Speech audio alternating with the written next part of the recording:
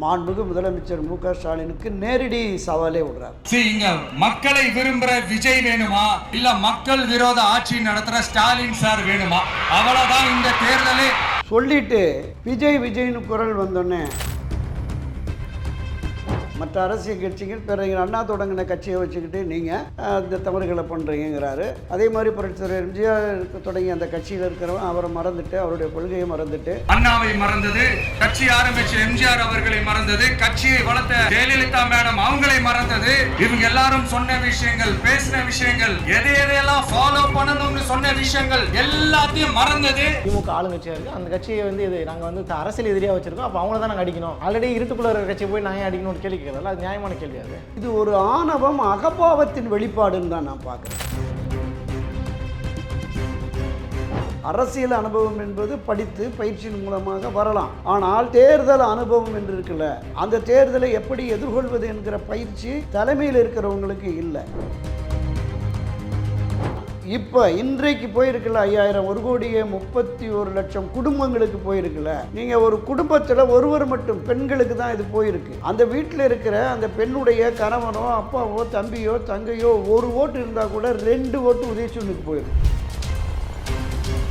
விஜயனுடைய வாக்கு சதவீதம் என்பது ஒரு பெரிய தாக்கத்தை உருவாக்கும். ஆட்சி அதிகாரத்திற்கு வருவதற்கான வாய்ப்பே 100% இல்லை சொல்லுங்கள்.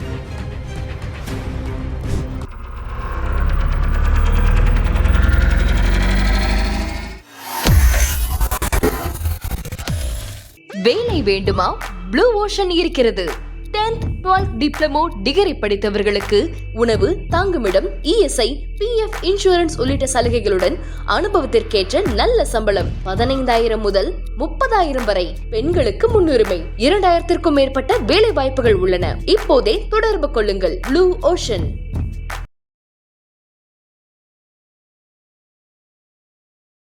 ஐத்தமிழ் நேயர்களுக்கு வணக்கம். என்ற நேர்காணலில் நம்மோடு இணைந்திருக்கிறார் திராவிட இயக்க ஆய்வாளர் துரை கருணா அவர்கள். பல்வேறு அரசியல் நிகழ்வுகள் குறித்து நம்ம பேச இருக்கிறோம். வணக்கம் தோழர். வணக்கம் சோதரா. இன்னைக்கு ரொம்ப பரபரப்பாக பேசப்பட்டிருக்க விஷயம், எனக்கு தெரிஞ்சு இன்னைக்கு ஈவினிங் ஃபுல்லாக அந்த விஷயம் தான் டிபேட் சப்ஜெக்டாக மாற்றுவாங்கன்னு நினைக்கிறேன். விஜய் அவர்களுடைய சேலம் மீட்டிங் எல்லா செய்தி ஊடகங்களையும் அது பிரச்சாரம் செய்யப்படும்.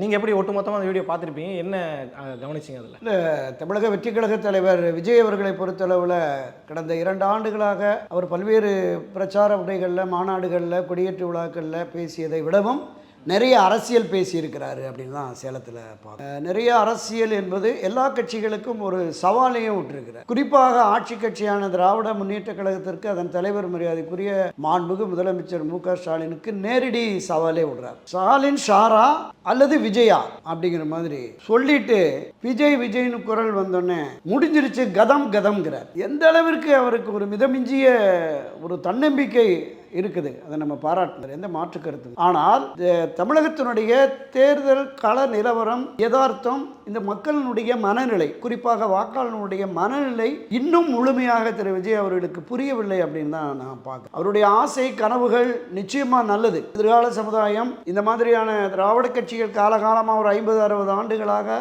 மாறி மாறி ஆண்டு வருகிறது. அவர்களுக்கு மீது லஞ்ச ஊழல் குற்றச்சாட்டு, நிர்வாக சீர்கேடுகள், அப்புறம் அத்துமீறல்கள், சட்ட ஒழுங்கு பிரச்சனை இதுகள்லாம் இருக்கிறதுங்கிற குற்றச்சாட்டு பொதுவெளிகளில் இருக்கு, பரவலாக இருக்கிறது, மாற்றுக்கிறதே இல்லை. எனவே இந்த திராவிட கட்சிகளுக்கு மாற்றாக நாங்கள் வருகிறோம் என்று களத்துக்கு வந்தவங்க தான் மரியாதைக்குரிய விஜயகாந்த் ஆகட்டும், டாக்டர் ராமதாஸ் ஆகட்டும், வைகோ ஆகட்டும், இவங்க எல்லோருமே இந்த நிலைப்பாட்டோடு வந்தவங்க தான். ஆட்சி மாற்றத்தை கொண்டு வருவோம் அப்படிங்கிற மாதிரி அவர்களால் சக்சஸ் பண்ண முடியல. திரு விஜய் அவர்கள் வெற்றியை கொடுப்பார் அப்படிங்கிற மாதிரியான ஒரு நம்பிக்கை மக்களிடம் வந்திருக்கானா இன்னும் பெரிய அளவில் இல்லை. குறிப்பிட்ட சதவீதத்தினர், அவரே சொன்னார் 28-30% என்று தாண்டி வருகிறேன். திராவிட முன்னேற்ற கழகம் ஒரு ஆய்வு நடத்தி கூட 18-20% 40-45% பெறுவதுதான் ஆட்சி அதிகாரத்திற்கு வர முடியும். இந்த தேர்தலை பொறுத்தவரை திரு விஜய் அந்த எண்ணிக்கையை எட்டுவதற்கு வாய்ப்பே இல்லை. நான் பல பதிவுகளில் குறிப்பிடுறது மாதிரி திராவிட முன்னேற்ற கழகத்தினுடைய கட்டமைப்பு, தொண்டர்கள் பலம், நிர்வாகிகளுடைய பலம், அதே மாதிரி அனைத்து இந்திய அண்ணா திராவிட முன்னேற்ற கழகத்தினுடைய அந்த கட்டமைப்பு, கட்சியினுடைய பலம், மக்களுடைய ஆதரவு என்பதுதான் மாறி மாறி இவங்க ஆட்சிக்கு வர வேண்டிய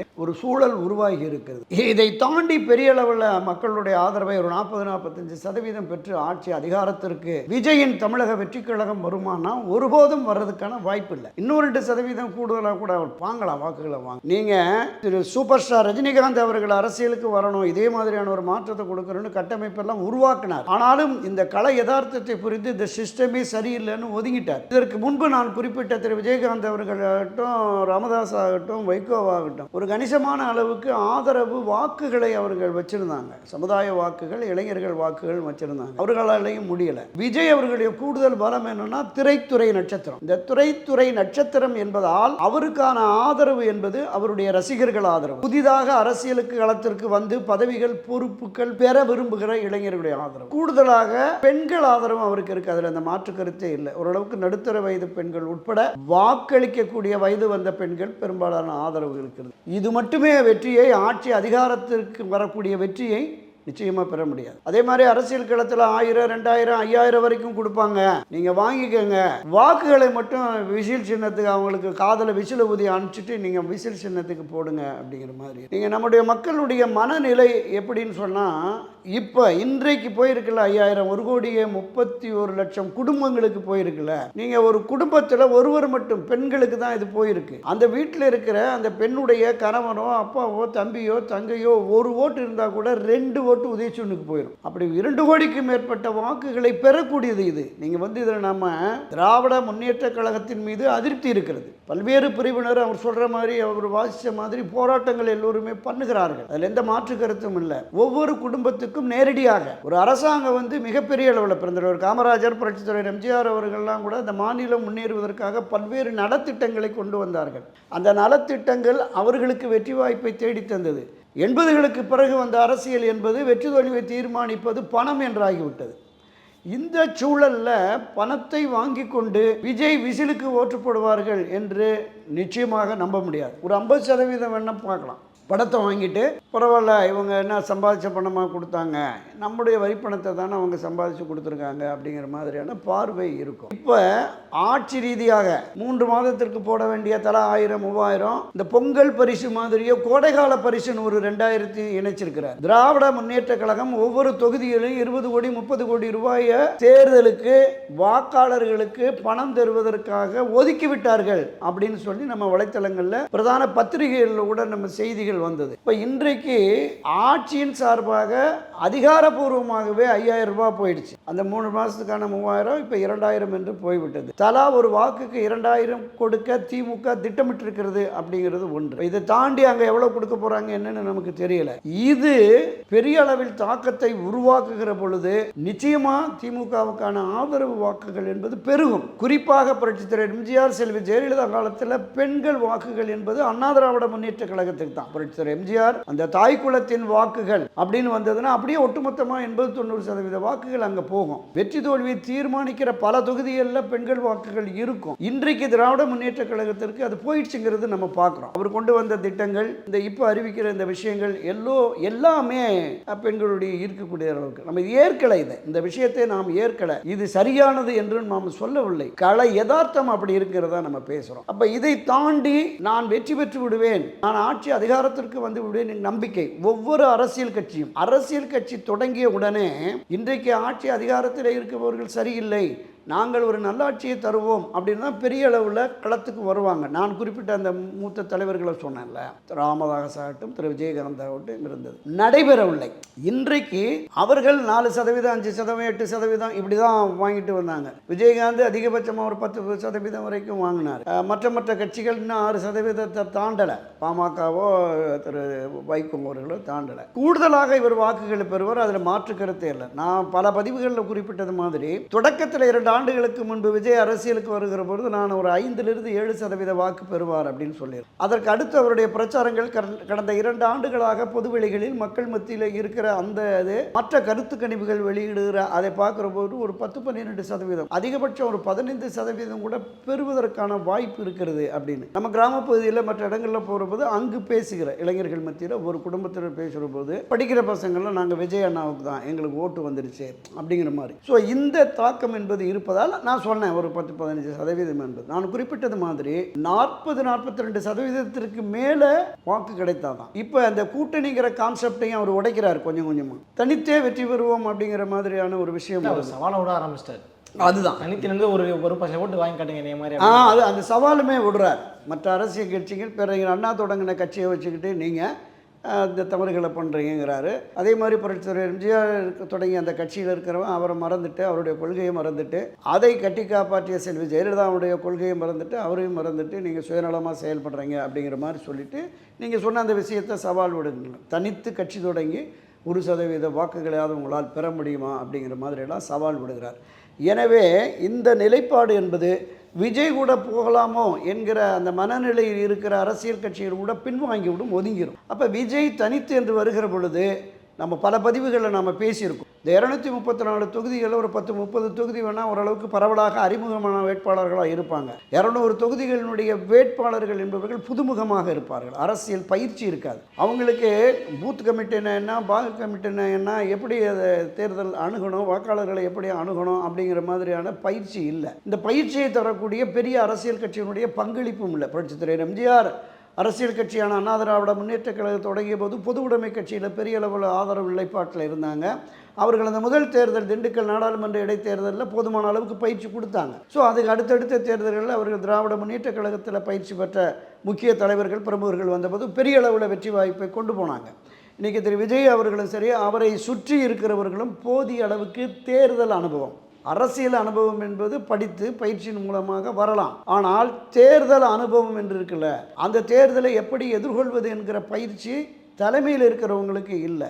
இன்று புதிதாக களத்துக்கு வர்றவர்களுக்கும் இல்லை. எனவே திரு விஜய் அவர்கள் மிகுந்த எதிர்பார்ப்போடு நம்பிக்கையோடு இருக்கிறார். அது ஏதோ ஒரு கனவு உலகில் சஞ்சரிக்கிற மாதிரி அவருடைய உரைகள்லாம் நான் பார்க்குற போது தெரிகிறான்.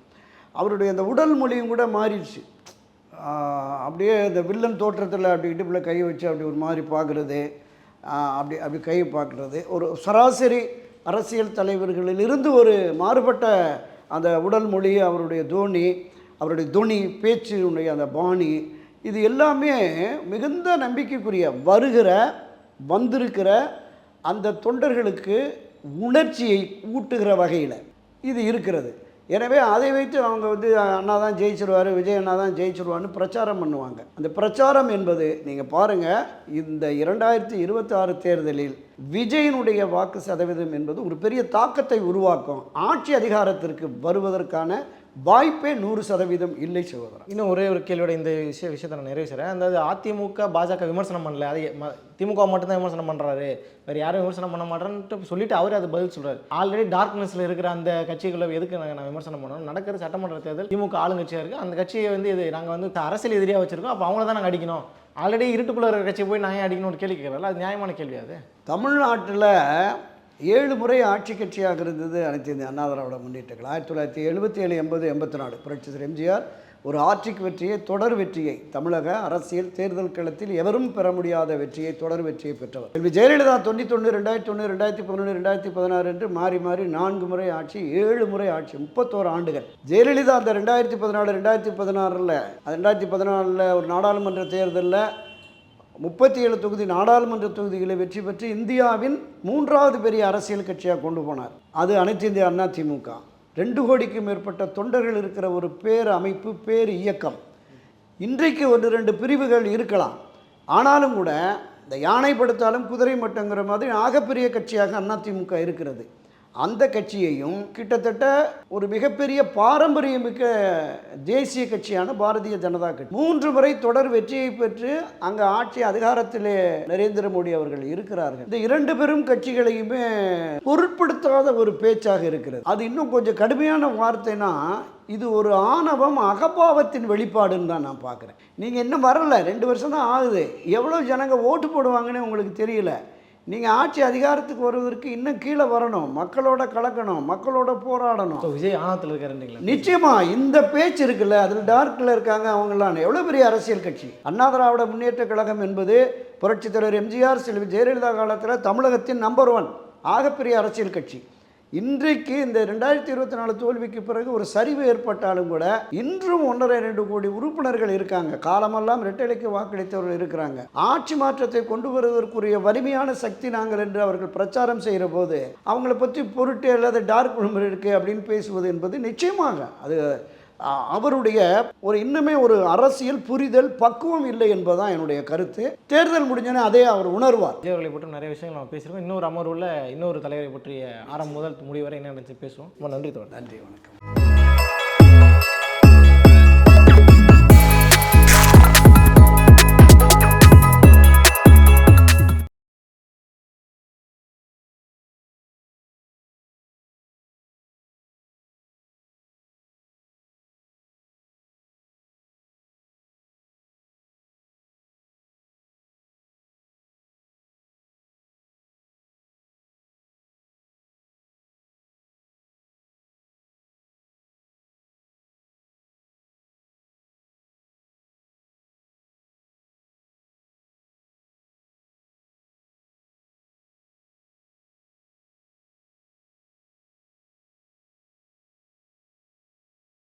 அடுத்து அவங்க ஆரம்பிச்ச அரசியல் கட்சியில